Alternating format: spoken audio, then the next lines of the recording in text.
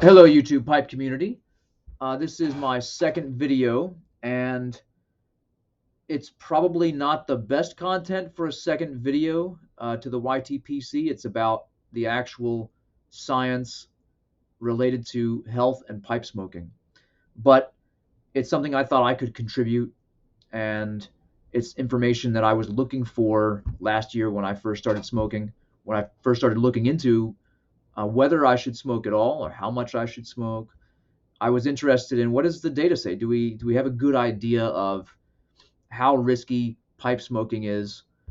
Um, and like many of you, I think when I was younger, I saw some cigarette smokers who I believe had health problems caused by cigarette smoking. So I'm not completely unconcerned about pipe smoking, but I'm going to give you my conclusion.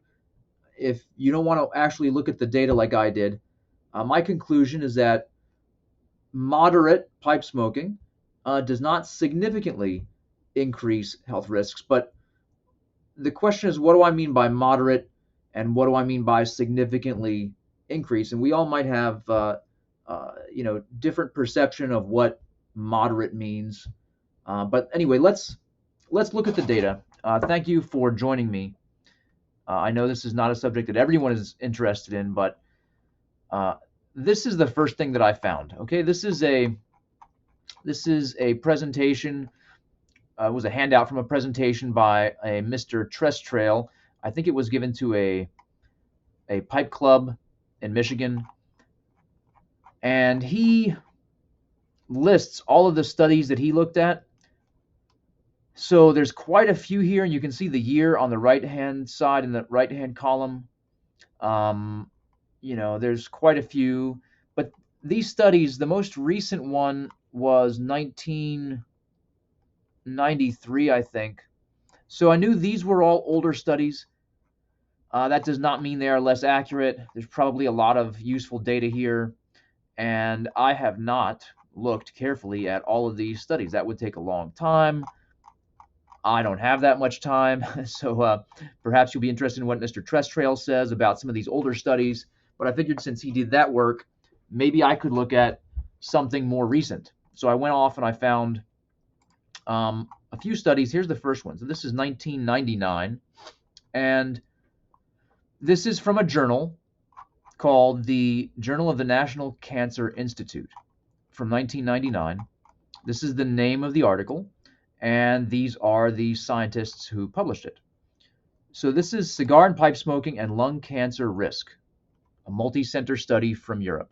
Now, the most important thing I want to say about the title is that it's only looking at lung cancer risk. Okay? And of course it's possible that smoking a pipe could cause problems other than lung cancer. Maybe it could cause other kinds of cancers. Maybe it could cause an increase in heart disease. I don't know. But this particular study is only looking at the relationship between cigar and pipe smoking and lung cancer risk, not all cancer, not what a scientist might call all mortality or all causes of death. Okay? All right, let's look at what this actually says. So I'm going to scroll down.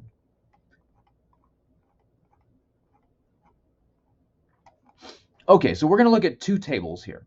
Table 1 shows the odds ratios, and we'll talk about what that means in a minute, of lung cancer for various categories of tobacco use. All right, so the non-smokers are the odds ratio of 1.0. And what does that mean?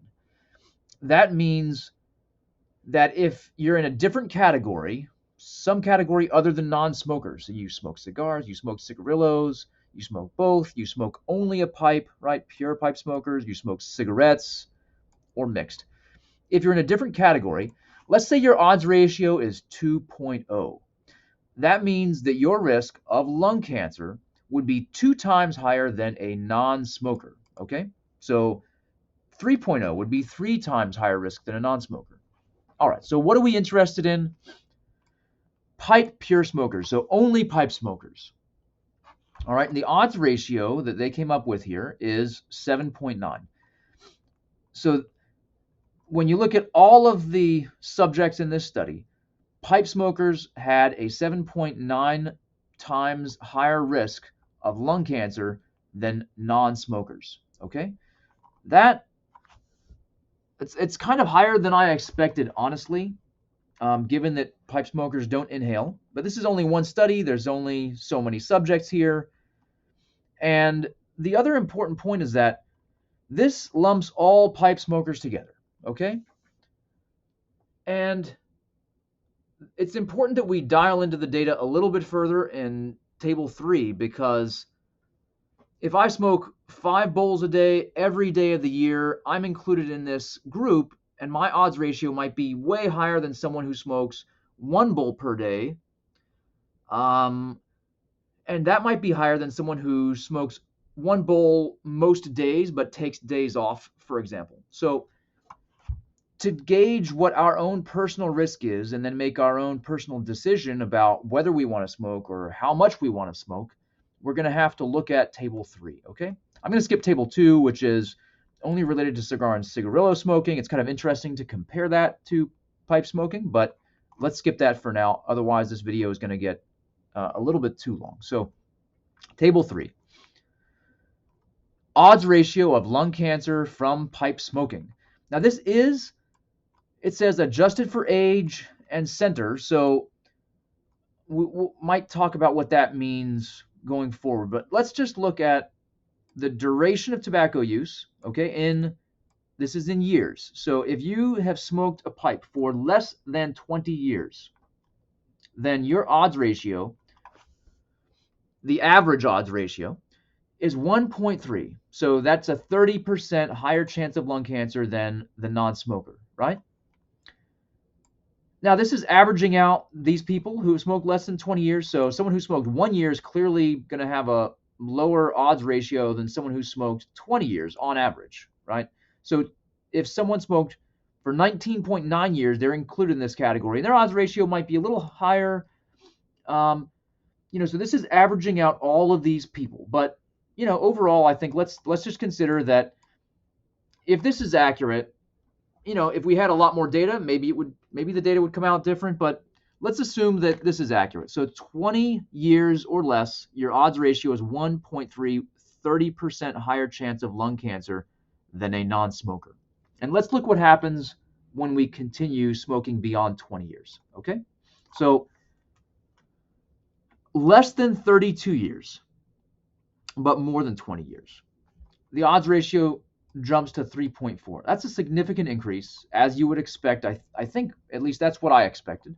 And then more than 32 years, but less than 44 years, it goes up to 13.3. Another huge jump. We're more than tripling here. And over 44 years of smoking, it goes up to 19.1. Okay, now I am pretty comfortable with an odds ratio of 1.3. 30% higher chance of lung cancer is significantly higher, but a lot of things in life are risky, things that we enjoy. Just going for a drive is risky. Riding a bike on city streets is risky. There are all kinds of risks we take all the time. And 1.3 it probably would not prevent me from smoking a pipe. If I knew that was accurate, I don't think that would prevent me from smoking a pipe. 19.1 is a lot higher, and I might start thinking twice about whether I want to subject myself to a 19 times higher risk. And your risk tolerance might be different than mine. Maybe you fall somewhere in between. Let's look at these next 2 parts of this chart. So average consumption of tobacco per day, right? This is important. This is in grams per day. How many grams of tobacco are there in 1 pipe bowl? Well, it depends on how tightly you pack it and how big the pipe is, but it's probably 3.5 grams or less. Okay, that's my calculations, but I think probably most of you are going to agree that 1 bowl is 3.5 grams or less. So if you smoke 1 bowl per day, every day, right? So that would be still within this category. Your odds ratio is 2.2. So 2.2 times higher risk of lung cancer than a non-smoker. This is overall, so remember that this includes people who have smoked for many, many years, right? This includes the people who smoked 44 years, as well as people who've only smoked 1 year. 1 bowl per day, okay? Maybe if they're smaller bowls, this is perhaps up to 2 bowls per day or somewhere in between. Maybe you don't smoke the bowl all the way down. Now, let's look at what happens when you increase your consumption. This is clearly up to 2 bowls per day. We're clearly over 1 bowl now when you go 3.6 grams to 5 grams. And the odds ratio jumped from 2.2 to 7.9. And that's a significant increase, in my opinion. But what happens if we go up to 10.8 grams per day? So this is, 4 to 5 bowls maybe. And the odds ratio is at 12.4. In these categories, it probably goes up gradually. You can see there aren't that many subjects here, which is why, when you smoke more here, it looks like the odds ratio goes down. But I suspect if there was more data, we'd see a gradual increase from 2.2 up to 12.4, depending on whether you smoke 1 to 5 bowls per day. Okay? All right. Now, this is, I think, the most important, and let's look at cumulative consumption of tobacco in grams per day times year. So to understand what these categories are, we have to say, okay, what if I smoke 1 bowl per day? Let's say that's 2.5 grams. Maybe it's 2, but let's just say it's 2.5. And let's say I've been smoking a bowl per day for 10 years. So that's a 25, right? 2.5 times 10 is 25. And that is well within this group, okay? So the odds ratio for this group is 1.3. But what if we smoked a bowl a day for 20 years? So 2.5 grams per day times 20, that gives us 50. And 50 is still well within this category, so that's still 1.3, okay? If you smoke for 30 years, however, you're getting up into the higher range here, right? 2.5 times 3, you're up to about 75, and you're starting to break into this second group here. So now we are looking at an odds ratio of 7.6. It's far higher, and this is a pretty big category, right? 72 up to 157. I don't want to do all the math here off the top of my head, but getting up into this category, it's pretty similar. Again, there's only so much data here, only so many subjects. I think probably the odds ratio would gradually increase from 1.3 up to about 18 for people who have smoked. This is, if you smoke 4 bowls per day, 4 bowls per day times 10 years, 4 bowls per day might be 10 grams per day. So 10 years, we're up to 100. 20 years, you're up to about 200. So, the odds ratio goes up quite a bit if you're smoking multiple bowls per day over many decades. And my conclusion for myself personally, and, you might have a different opinion than I do, and that's fine. My personal opinion is that I'm pretty comfortable with an odds ratio of 1.3. That's not a significant increase. It may be statistically significant to the scientists here, but it's not significant to me. And so if you stick to 1 bowl per day, your odds of getting lung cancer might be a little bit higher than someone who doesn't smoke at all. But even if you smoke 1 bowl a day for 20 or 30 years, you're still somewhere between this category, and you might be edging toward the second category here. But given all the risks we take in life, I'm not too bothered by that. And whether you should be bothered by that or not is up to you. I am bothered by numbers like this: 19 times higher, 12 times higher, 18 times higher. I'm not comfortable getting into these categories of people who smoke a lot. But I don't have any problem with people who are comfortable with more risk than I am. So I thought, I just show you this, and some of the other studies have more data and talk about all mortality risks. So maybe pipe smoking increases your risk of heart disease. I don't know. We could look at that data too. Maybe it comes out similar to this. I really don't remember. I looked at some studies, like I said, last year. I've got 3 more coming if you're interested.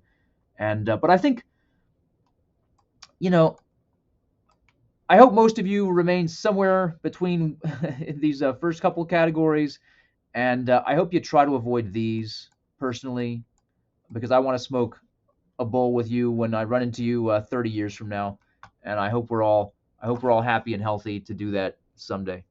Okay, that's all for this study, and if you're interested in others, I'll probably do a couple more of these in the future. Thanks.